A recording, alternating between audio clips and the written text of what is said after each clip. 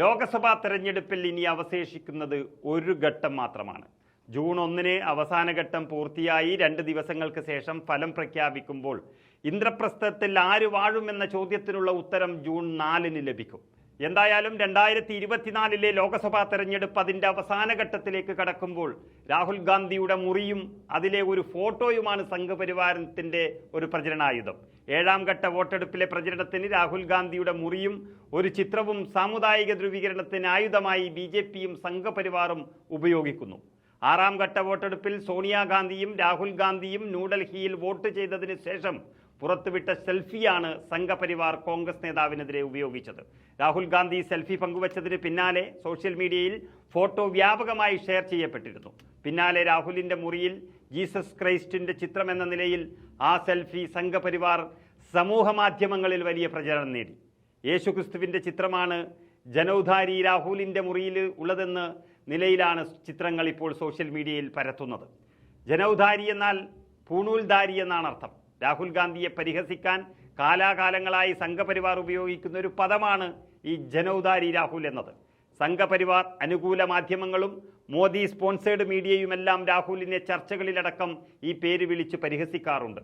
രാഹുൽ ഗാന്ധിയുടെ സെൽഫിയിൽ മുറിക്ക് പിന്നിലെ ചിത്രം യേശുക്രിസ്തുവിൻ്റെതാണെന്നും ആ മുറിയിൽ മറ്റൊരു ഹിന്ദു ദൈവത്തിൻ്റെ ചിത്രം കാണാൻ പോലുമില്ലെന്നും കാണിച്ച് ട്വിറ്ററിൽ മോദി ഫാമിലി എന്ന് രേഖപ്പെടുത്തിയ മിസ്റ്റർ സിന്ന എന്ന അക്കൗണ്ടിൽ നിന്ന് ഒരു പോസ്റ്റ് വന്നു.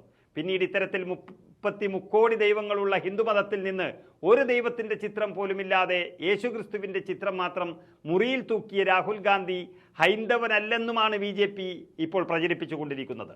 സോണിയാഗാന്ധി ക്രിസ്ത്യൻ മതവിശ്വാസിയാണെന്നും അതിനാൽ രാഹുലും പ്രിയങ്കയും ക്രിസ്തുമത വിശ്വാസികളാണെന്നുമെല്ലാം പറഞ്ഞ് മുമ്പേ തന്നെ സംഘപരിവാറും BJPയും കുളം കലക്കിയതാണ്.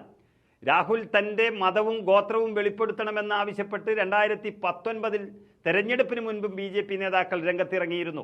അന്ന് താനൊരു കാശ്മീരി പണ്ഡിറ്റാണെന്നും തൻ്റെ അച്ഛനും മുത്തച്ഛനുമെല്ലാം പിന്തുടർന്നത് ആ പാരമ്പര്യമാണെന്നും രാഹുലിന് പറയേണ്ടി വന്നു. പിന്നീട് ആ പൂണൂൽ രാഹുലിൻ്റെ ദേഹത്തുണ്ടെന്ന് സമർത്ഥിക്കാൻ വരെ ഒരു ഘട്ടത്തിൽ പല കോൺഗ്രസുകാരും ശ്രമിച്ചിരുന്നതുമാണ്.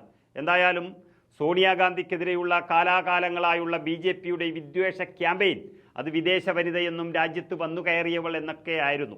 ആ ഇറ്റലിക്കാരിയുടെ മകൻ എന്ന വിളികൾ രാഹുലും പല കുറി കേട്ടതാണ്. തെരഞ്ഞെടുപ്പിൻ്റെ അവസാന ഘട്ടത്തിൽ വീണ്ടും അത് ചർച്ചയാക്കിയാണ് സംഘപരിവാർ ക്രിസ്തുവിൻ്റെ ഫോട്ടോ രാഹുലിൻ്റെ മുറിയിൽ എന്ന കാർഡുമായി ഇറങ്ങിയത്.